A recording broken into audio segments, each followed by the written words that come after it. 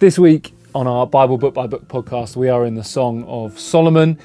Join us for a chat between myself, Andy and Emma. We're on, are we? I just want to say that Pauline Athill, when Tom put the picture up of what the woman of the Song of Solomon looked like, she turned round and pointed at me. Wow. Yeah. Oh So my word. That's very harsh. If you don't know what I'm talking about, just Google the The lady beloved in Song of Songs and how she's described. Yeah, I've often seen that one. Yeah. Does she have a name? Is she ever named? No, Well, just the bride. it's the bride or the Hot beloved, date. and the hot date. Yeah, I think we told this. It's the sort of different interpretations are interesting, aren't they? You get the one that we sort of went with on Sunday in Totten of, it's if it's Solomon who's the shepherd king described throughout, then she is likely a woman of low esteem and kind of she's just one of many women in the kingdom, and you have the whole lily in the valley bit as well. But actually, the sort of the way it's really important to draw out and kind of see beyond the metaphorical language as well, in terms of actually, well, if that is a real story, it's like the original romance story, isn't it? Like in terms of, like you think some of the stuff that's inspired in our culture. Why have Disney not got onto this? Yeah, they did the Prince of Egypt. Yeah. Could they make a Song of you Songs. version of the Song of Songs? I don't think it would be a you though, would it? No, it wouldn't. But I think probably it wouldn't be making the cut as far as the censors are concerned. No. What was the room like on Sunday in Hedge End? Well, you could see had all giggles, you didn't could we? see all the teenagers sitting there next to their parents, sort of squirming slightly, and all the parents going a little bit red. And it was interesting. But honestly, John dealt with it so well, and he was unabashed and confident. Obviously. When I rang up Mark Kresney and said, you're preaching on, I said, do you want the good news or the bad news? And I said, he said, give me the bad news. And the bad news is you're preaching on Ecclesiastes. That's a tough book. And he said, well, what's the good news? I said, well, you didn't get Song of Songs. Yeah.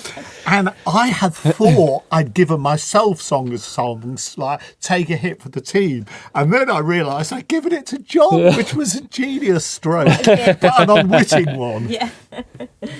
Yeah.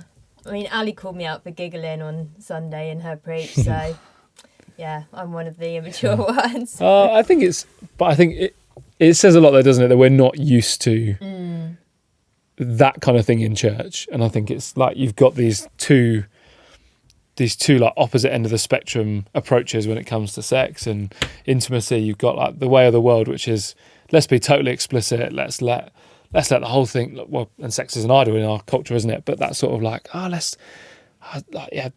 there's a celebration of sex that's unhealthy in our culture that celebrates all the wrong parts of it and takes it out of its original context.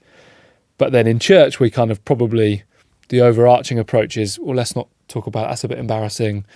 We won't talk about things until people are married, and then we'll shock them with intimacy and things like that. And I think actually the approach, again, with Bible book by book, like just taking on each book as it comes, and it's in the Bible for a reason. Like it's there to help us. Yeah. And, well, the whole question about should it be even in the Bible is an interesting one. So years and years ago, when I was doing my PhD, I came across a fellow pastor in Geneva at the same time as John Calvin, who got into real trouble with Calvin because he wrote saying he didn't think that Song of Songs should be in the Old Testament because it was so explicit sexually, and it was just an erotic love poem. And of course, the church historically has seen it also as an allegory of our relationship with Christ as the church. And of course, John dealt with it brilliantly, and I'm sure you and Ali did in Totten, in terms of, I love the line that he says, sex is way more important than you think it is. And so it's all about sex. And then he landed, sex is not as important as you think it is, because actually this really important physical part of our lives points to something that is even more glorious and certainly more ultimate and more eternal. Do you think we struggle with this because there is that element of the sexual side, but then also how that does relate to us and Christ, and so we don't like to put the two together, but you have got this like imagery and picture and the the foreshadowing of actually Christ is coming for his bride. And you see that, don't you, when in the Book of Solomon, when he comes as the king in his robes, and you try and imagine yourself in that position. You suddenly realise who it is that has been pursuing you, even though you are feeling so unworthy. But there is that sex, so it's kind of like, do we just separate the two? It can feel a bit weird. I was joking with Tom earlier when my teenage boys were growing up, and some of the songs they used to love were the Delirious songs, and Martin Smith writing that line, I have felt your touch more intimate than lovers, and my teenage boys would giggle and feel very awkward about it. And I think as guys, we especially struggle with it because, I'm the husband, I'm the groom, but actually Jesus and the church, we're the bride, and that it requires a lot of thoughtful approach, I think, to it. Yeah, absolutely. And there's an element of we've got to get over that in order to really appreciate what's going on. But then there's an element, I think, and maybe this more than any of the books we've looked at so far, of like actually just grappling with that is really helpful as a first step of like, if this just feels totally alien to some of us, even just engaging and asking the questions of, I've just read that really spicy description of what it means for a man and a woman to be together. God, help me understand what you are trying to communicate there. Is that just helpful, marriage advice? Or what's your heart behind that towards me? And actually a lot of the, as we just talked about, the pursuing us in our unworthiness and the kind of the safety, the security. I think we touched on it on Sunday that you get the different references to the garden all the way throughout Song of Songs, and it is almost set in this Eden-like environment. And it's like, I love the fact that it's calling us back to, this is God's idea. Like God's not blushing right now. As we talk about this stuff. Actually, he wants us to explore these things because, and I think John made this point as well in Hedgen, like sex is God's idea, and we glorify him when we recognise his fingerprints all over creation and all over the way in which he's called us to live, including in our sex lives. And there's something beautiful in that. I remember when you first got saved, back in the got married. I was going to say, which story are you going to tell? Back in the early 2010s, before the whole Driscoll thing went horribly wrong. The Driscoll was very strong in saying, let's not forget the erotic and sexual nature of this book that God has placed in his word. And that was a really positive thing. Now it became tarnished, but the basic principle is still important, I think. Yeah, and I think that outworking that, it's interesting to talk about Driscoll, the sort of the focus was a really helpful one, even as probably helpful in an environment like this to talk into like some of his application of that was less so. Toxic, and actually I think it's important to address that, but it's also important, like we don't need to throw the baby out with the bathwater though. It doesn't mean we just retreat into the comfort of Christ and the church, and we still have to grapple with this, and this is a good place. Like me and Ali were preaching it together and we read it together just to begin our prep. We just read the book through, and you're like, this is a really helpful thing just to read through as a couple as well, because it's just catching God's heart for what intimacy looks like and what safety looks like in relationship and what it means to do that in the context of relationship with God and holding him high. And I think, it is there for, like we said, the verse we've hung on to for book by book, and it's the 2 Timothy, all scripture is God breathed and useful for teaching. But you remember when we first came to KCC, Tom? Yeah, one of my favourite memories. So, I think so. How, was it like months into your time here? It was my very first term. Yeah. And we ran a sort of, Andy and Janet ran a marriage course for young couples, and some older couples run it as well. and Andy and Janet and Barry and Christine Turner ran it.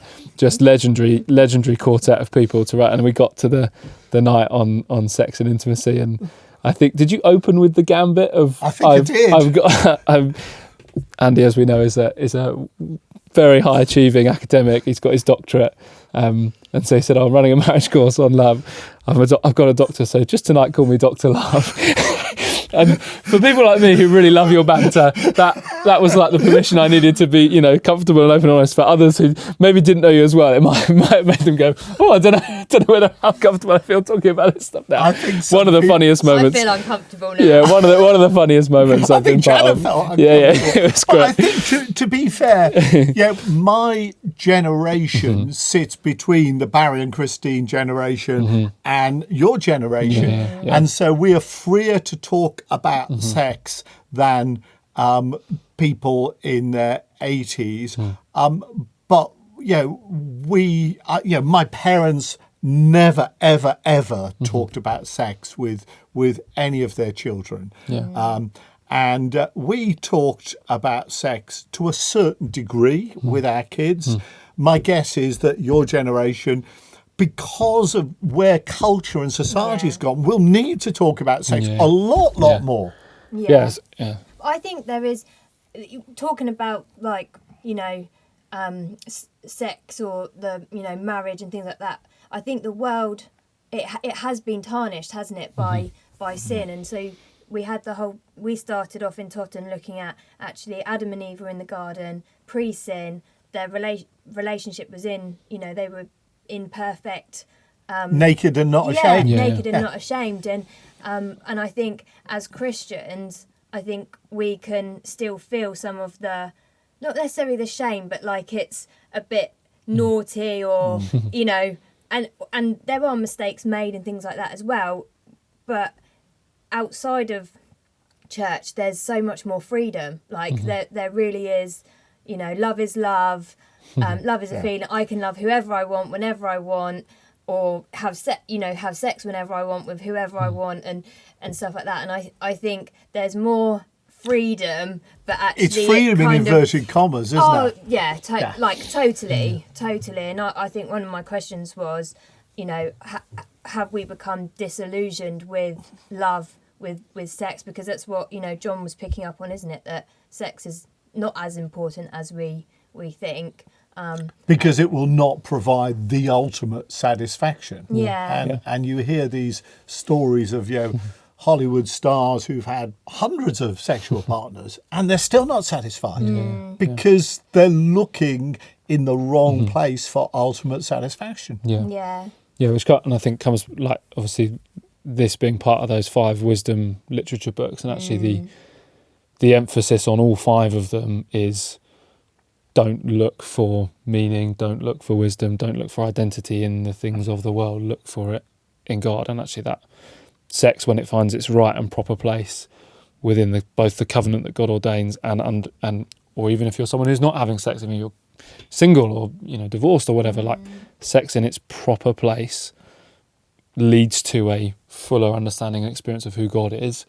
And actually that it's about relationship with him and finding our hope, our meaning, our identity, our fulfillment, I think is a big thing through sex, isn't it? Like some people, I was listening to someone talk the other day who had messed up their marriage through infidelity and was talking about their sort of road to restored relationship as a married couple, and just saying like he was sort of saying he had multiple affairs, and he said my problem wasn't primarily the affairs. I wasn't looking for a relationship outside of my marriage because me and my wife weren't having enough sex, or because I was unhappy in my marriage.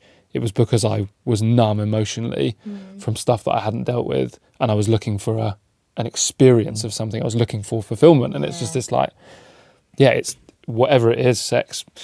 Solomon talks, doesn't he, about his wealth, his power, his money, all that sort of stuff. Anything taken out of its proper context and stuck on the throne of our lives leads to destruction and ruin and unfulfillment, ironically. But the way the world says, chase these things because they'll fulfill you.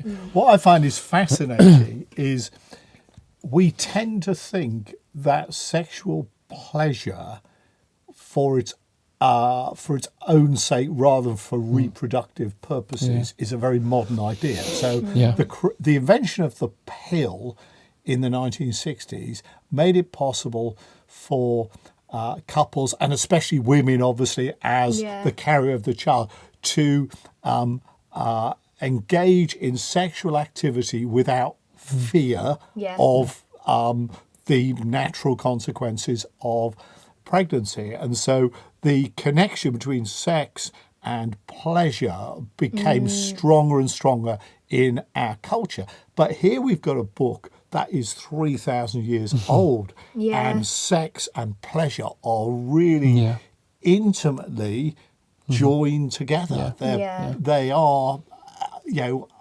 they're part and parcel of the same thing. Yeah. And it's God's idea. Yeah. And I think as well, like part of the, obviously recognise that, we live in the moment that we do, and this is an area where the enemy's just grabbed hold of this and uses, past sexual sin or even ongoing situations where there's, we touched on it on Sunday, like just even for the purest Christian. Me and Ali had to grapple with this when we got married. Like I grew up outside the church, so I had to reconcile my sexual ethic with a Christian sexual ethic. But Ali grew up in the church, being told, as a young Christian woman, you're going to marry the guy of your dreams, and he's never going to let you down. He's going to make all your dreams come true. And then I came along and, put light to that. The thing about our cultural moment is there's a lot of shame ascribed to negative sexual experiences, and one of the things that we've got to watch is that we don't have an unrealistic kind of expectation on people coming into the church, or even indeed people growing up in the church who may just, we all get it wrong. We all are broken in different ways. We sin in different ways, and this area of our lives is no different. And what we've got to work on, and I think we do have really well at the moment, is a real open, honest culture where we can be honest and real about our sin and recognise it as such, but have the safety relation need to be able to come together and say, I'm going to stand with you on that. We're going to believe God's best for you. We're going to work on that and stand together. Brilliant, Tom. Yeah, for me, I've been in pastoral ministry for over 30 years now. And I think for me, the two sides of that coin is, one, I'm pretty unshockable now in terms of maybe in my early years of pastoral ministry. What? You did what? Can't believe that. Now it's like I've seen it all pretty much, and I am just very unshockable in terms of the extent and the depravity and the reality and the power of sin. But the flip side, I am constantly amazed and bowled over by the grace of God and the redemptive power of the gospel and Jesus changing a person's heart and life, and a couple's heart and life as well. So I can think of situations I've dealt with. I'm not sure I've got any faith for this. But they've been honest, they've been open, they've been accountable, and 10 years on, you think, "Wow, look at what they've become by the grace of God." And I think that's amazing. Yeah, really good. Well, we hope that conversation helped you, served you. If at all, any of the things that we touched on, or just as you've read through the book or listened to the preach on Sunday, chatted in Connect Group, if anything has come up that has just triggered anything in you, past trauma, ongoing issues, we would just love to stand with you. And so contact the pastoral team. There'll be an email address on the screen. And we'd love to, just come around you, help you in whatever way we can.